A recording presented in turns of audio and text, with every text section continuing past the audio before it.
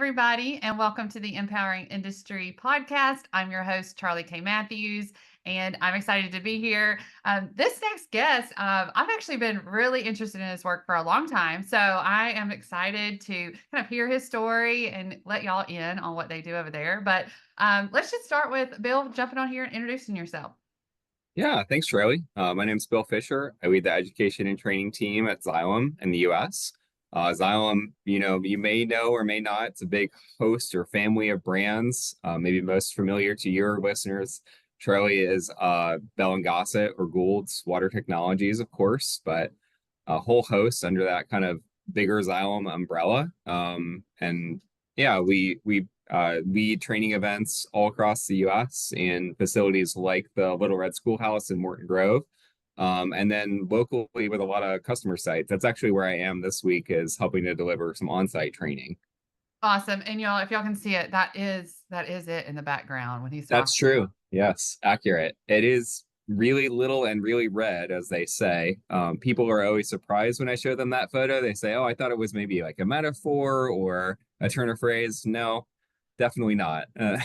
Yeah, you're just getting in there and you're getting to, intimately to know the knowledge and the people that you're interacting with in this schoolhouse. So we'll talk about that a little bit more. But I want to know, how did you get into the industry? Where did this start for you?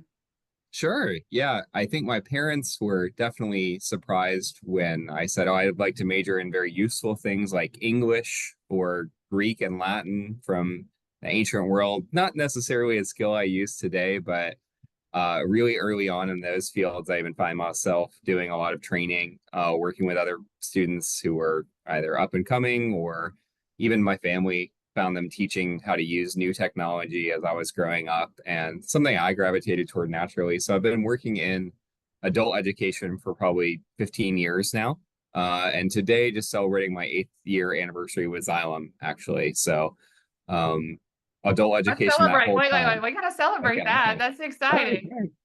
right. Well, yeah, and just like a natural teacher, right? It's kind of in you. You like to develop people. So, I love that. And I love how we start out in something and life just takes us and then we really get to True. insert ourselves and we figure out what is our strength. It takes some growing, I think, right? Yeah, I definitely got a lot more to go. And those 8 years of Xylem have been so eye-opening coming from outside the industry. My background's more in training than it is in pumps, HVAC, anything to do with the space. And I'm always so fascinated to see in every industry there are people who work to move the industry forward, who help to train that next generation, and pass on so much of that knowledge. And yeah, definitely the way we do that is, I think, having to change as the generations are changing too. Yeah, and so let's talk about that. I want to talk about training, but I love that. Just making me think about, how we are training people day to day, and what did that look like? So you've been there almost a decade, so you've seen this transition and been part of this transition of how are we changing and training. Um, Tell us a little bit about that journey. Yeah, sure. I mean, the Little Red Schoolhouse, if you haven't heard of it before now or seeing it behind me, has been around since 1957, hosting in-person seminars for learners in the hydronic space, learning how to use a lot of not necessarily even Bell and Gossett equipment, but just, the industry standards out there to design the most efficient systems possible. But I think historically, we've always thought, oh, that's the only way we can teach that, right? We've all got to get into a room and look at live demonstrations, really lean in for a few days. In the last, 10 years especially, but even in the last few since COVID, I think we've been trying to rediscover how do we get that message out more broadly and to more people more quickly. We know it's a big commitment to fly somewhere for a full week and take a week's worth of training. And we always are going to do that. We love offering that resource. But lately, we've been pushing into a lot more on demand content, but really trying to make sure that it's valuable, not just a recorded webinar that doesn't have any level of engagement, right? But something that is going to demand your attention, hopefully carve out some good interaction from you throughout. So we know you are listening and you haven't just thrown on the video and started doing the dishes in the background. And then give you an opportunity to practice what you learn, because it doesn't really matter the topic, right? If you don't have a chance to show back to the instructor that you're putting it together, the pieces are falling into place for you, it's hard to make those connections and build on that skill set without just getting out to the field. So, in so many ways, it's funny because those are the fundamentals of learning and always have been, of give people an opportunity to practice what they learn. But doing it at scale now means doing it in more interactive ways. So, in the last few years, we've really beefed up what we're offering on what we call the online Little Red Schoolhouse. And that's a refreshed version of our online training portal, which has on-demand CEUs available for folks, but also a lot more of this interactive training that I'm mentioning, with more to come as well. Yeah, because that's the interactive piece, right? Like when you're in a classroom, you can kind of see if somebody's getting it, you can see if they're doing it wrong, like all kinds of things. So like having that, and I haven't been through it because I wouldn't know the answers to the questions, to be honest. I might know some of them, but I don't know. I might have a C, I might get a C in that.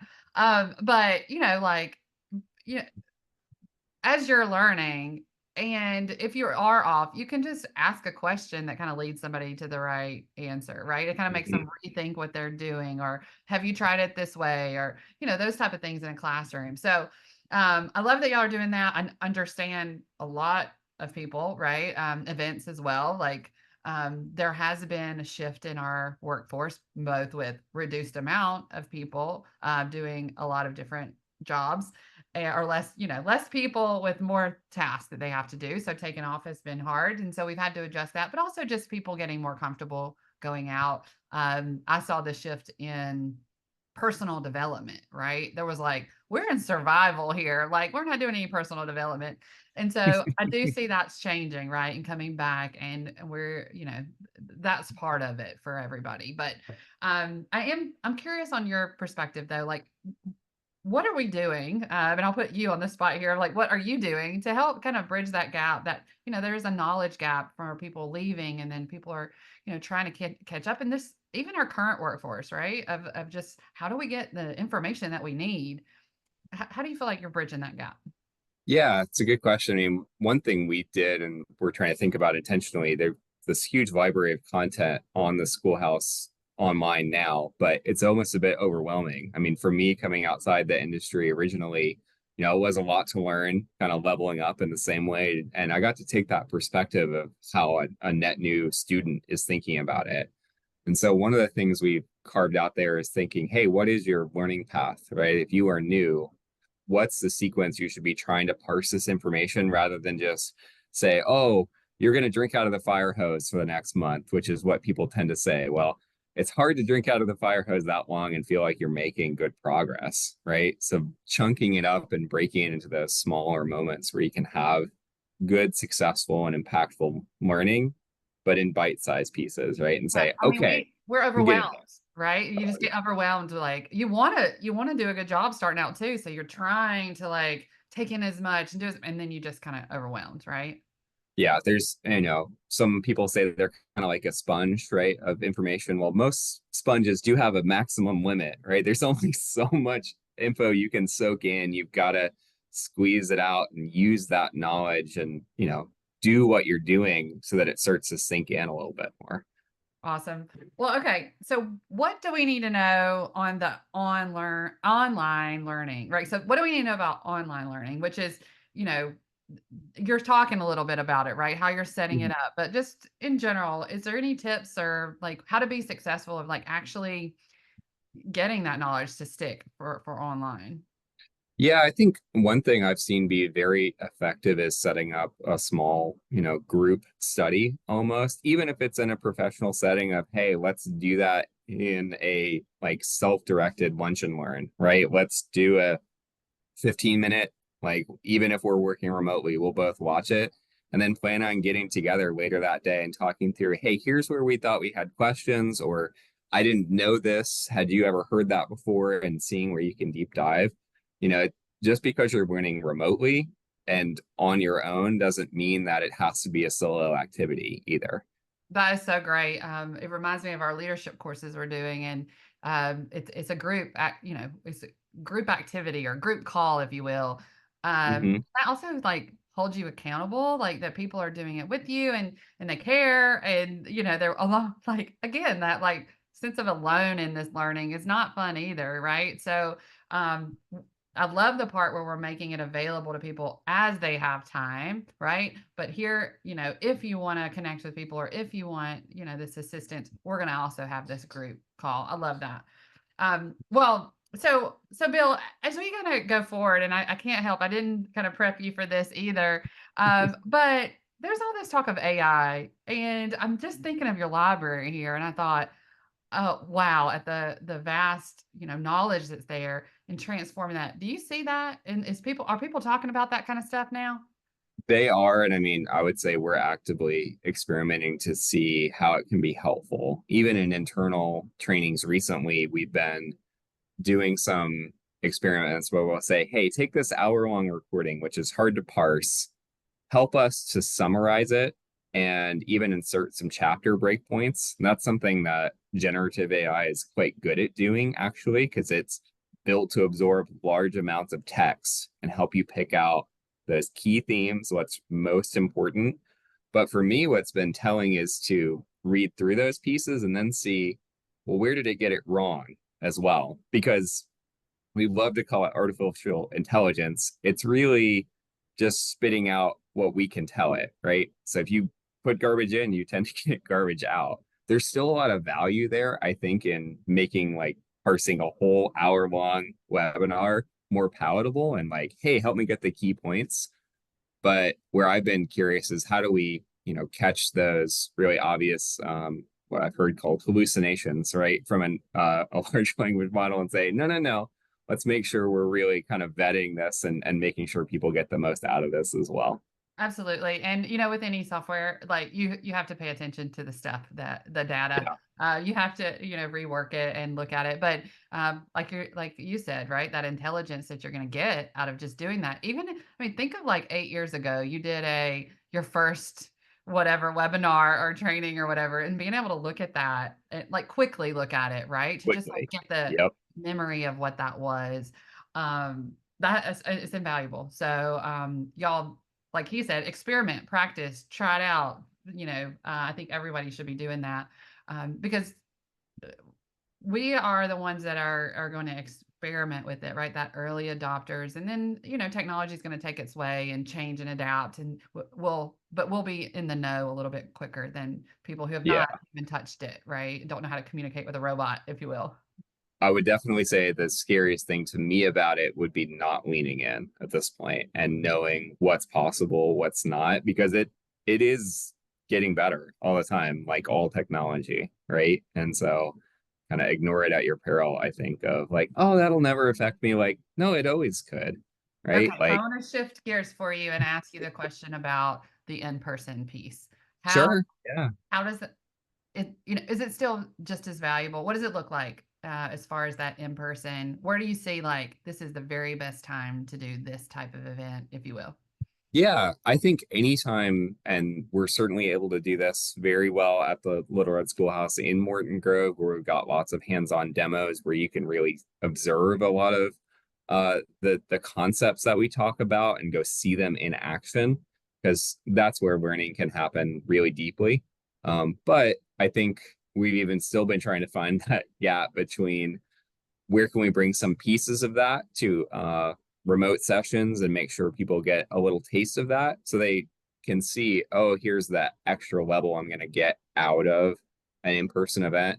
Because I think even that peer-to-peer learning and that informal learning that happens outside of a lecture or a formal demonstration becomes just as valuable, because that's how you tend to keep learning once you leave a session like that. You Yeah. don't. I love Yeah. it because it's got a story to it. I'm excited about Epic, and Xylem does have some representation there this year, and that's in Colorado, Yep. the Colorado School of Mines, and it's just like that activity, that story, those people that were in the room, it just kind of sticks with you, what happened. And so I love that piece of it. Excited about, that partnership and everything. And if people want to get in touch with you, Bill, and they want to participate, me included, I've never been. I've talked about it a lot. I've written about it. I've seen the photos, but one day I'll get there in person. What's the best way for them to reach out to you? Definitely, yeah. You can head to bellgossett.com or on the Xylem.com website. There is a Bell and Gossett tab. We have a whole education and training section that highlights what classes we're offering at the schoolhouse, instructions on how to sign up for those in-person classes, as well as how to get access to the online Little Red Schoolhouse. Take a look at our virtual offerings and just hop in, start learning from there. Awesome. Well, I can't let you go without a little rapid fire. And as a teacher or trainer, what is your favorite book? Ooh, that's tough. My wife is writing a novel right now, so she'd be both mad but confused if I didn't say her book right now. I love it. I love it. I'm looking forward to that. To keep us in Yeah, the know, Bill. sure. What about music? Any favorite jams? Oh, I've really been listening to Billie Eilish a lot lately. Okay, okay, in the zone. I got you. Uh-huh. What about the best advice you've ever received? Oh, it's the most painful advice for me always, which is to be okay saying no. Being a teacher, you want to see people succeed and to help them, get further. And so if someone asks you a hard question, for me, my inclination is to say, hey, we can fix that. We can do this. We can do that. Sometimes saying, well, why do we need to do it that way? Or stepping back and saying, I don't know if I can help you right now, but what if we could help you do it this other way has been really empowering for me to not just always chase problems, but step back and look at how to solve them more systemically. So my next question is, if you're talking to somebody coming into our industry, I'll call it the pump industry, what advice would you give them? A pump is not just a pump. That is so true. Uh-huh. Get to know it. Get to know the systems, y'all. Hmm. Wonderful to talk to you, Bill. Thank you so much for your time. Y'all share this episode. I think it's really important. So many pieces of information, that and resources, right? Y'all are a resource, and also just imagining what the resources in the future are going to be like. Share the episode with everybody. Like, subscribe, do all that thing, and make sure if you meet somebody cool out in industry, you connect them with me. I'd love to get to know them. So until next time, be empowering.